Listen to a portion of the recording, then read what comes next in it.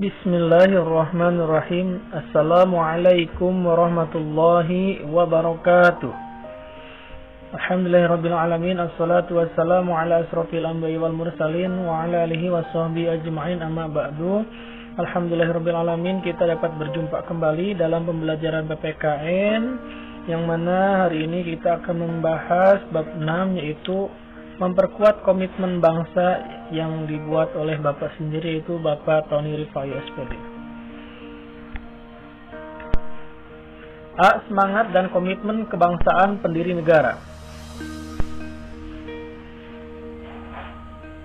Sebuah bangsa akan tumbuh menjadi bangsa yang besar dan terhormat apabila memiliki nilai-nilai semangat dan komitmen kebangsaan yang tinggi.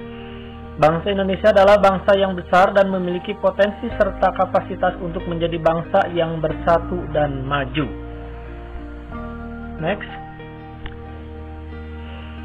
Kalian dapat mengkaji bagaimana keras dan sulitnya perjuangan pendiri bangsa, yaitu Insinyur Soekarno dan Muhammad Hatta, dalam memperjuangkan kemerdekaan bangsa Indonesia. Kita lihat di sini ada gambar, yaitu beliau adalah Insinyur Soekarno.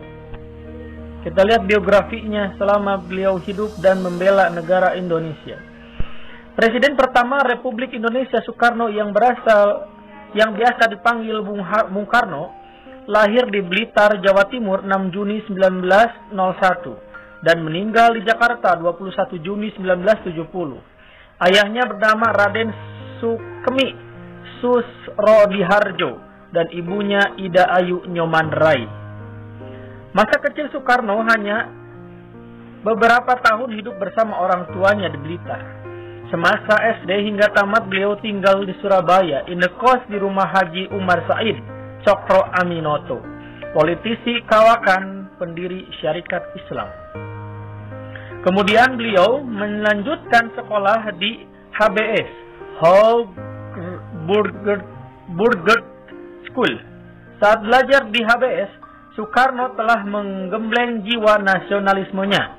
Selepas lulus HBS tahun 1920, Soekarno pindah ke Bandung dan melanjutkan ke THS, Teknisi High School, atau Sekolah Teknik Tinggi yang sekarang menjadi ITB. Ia berhasil meraih gelar insinyur atau IR pada tahun 1962, 25 Mei 1962. Next.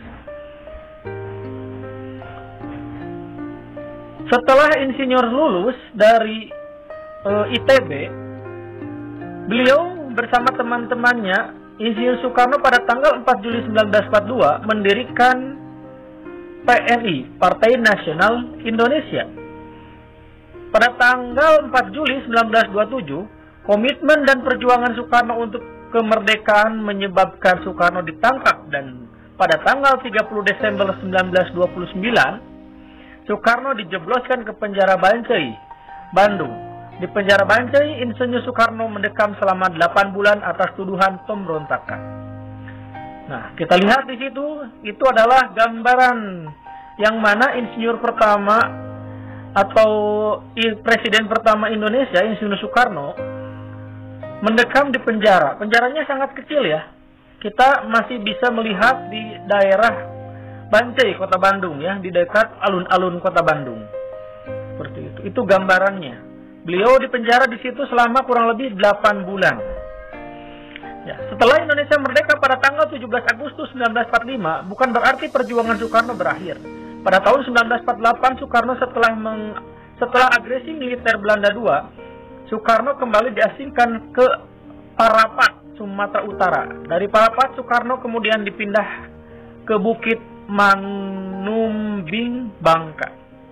Ya. Sebelumnya kita lihat dulu. Ya. Jadi inilah kisah singkat dari Insinyur Soekarno. Kalau kita baca, mungkin dari sejarah lebih lengkap, lebih panjang, ya. Bahkan Insinyur Soekarno pun tidak sekali dua kali di penjara, bahkan lebih dari 1 kali. Ya, oke, next. Selanjutnya adalah Insinyur Soekarno sudah. Yang B adalah Muhammad Hatta. Kita lihat biografi Muhammad Hatta. Dr. Muhammad Hatta lahir di Bukit Tinggi 12 Agustus 1902. Muhammad Hatta merupakan organisatoris, aktivis, partai politik, negarawan, proklamator, pelopor koperasi, dan wakil presiden pertama di Indonesia. Kiprahnya di bidang politik dimulai saat ia terpilih menjadi bendahara Jong Sumatera Nembon di wilayah Padang pada tahun 1916. Pengetahuan politiknya berkembang dengan cepat saat Hatta sering menghadiri berbagai ceramah dan pertemuan-pertemuan politik.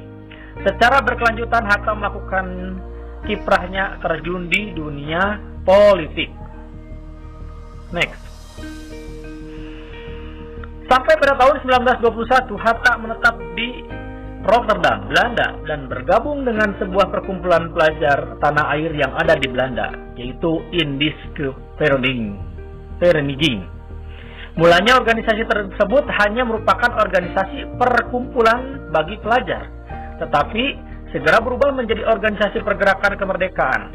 Saat 3 tokoh Indische Part, Suwardi Suwarningrat, Dawes Dekker, dan Cipto Mangunkusumo bergabung dengan Indische Vereniging yang kemudian berubah nama menjadi Perhimpunan Indonesia atau sering dikenal dengan PI. Selanjutnya pada tahun 1932 Hatta kembali ke Indonesia dari Belanda. Bulan September 1932 Bung Hatta berjumpa dengan Bung Karno untuk pertama kalinya. Sejak itu keduanya seperti dipertautkan alam, berjuang bersama membela tanah air. Pada tahun 1933, Soekarno diasingkan kembali ke MD Flores. Aksi ini membuat reaksi keras Hatta. Ia memulai menulis mengenai pengasingan Soekarno pada berbagai media. Ya. Jadi mulai Hatta ini tidak diam diri, tetapi menulis yang namanya pengasingan Soekarno. Ya. Akibat aksi Hatta ini, pemerintah kolonial Belanda mulai memusatkan perhatian pada Partai Pendidikan Nasional Indonesia atau PNI dan menangkap para pemimpin partai yang selanjutnya diasingkan ke Digul, Papua. Nah, seperti itu.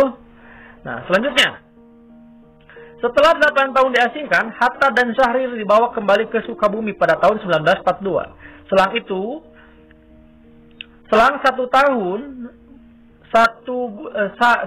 1 bulan, pemerintah kolonial Belanda menyerah pada Jepang. Pada saat itulah Hatta dan Syahrir dibawa ke Jakarta.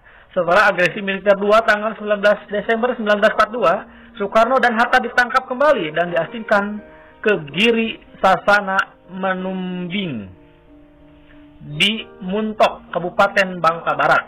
Pada tanggal 14 Maret 1980, Hatta wafat di RSUD Dr. Cipto Mangunkusumo.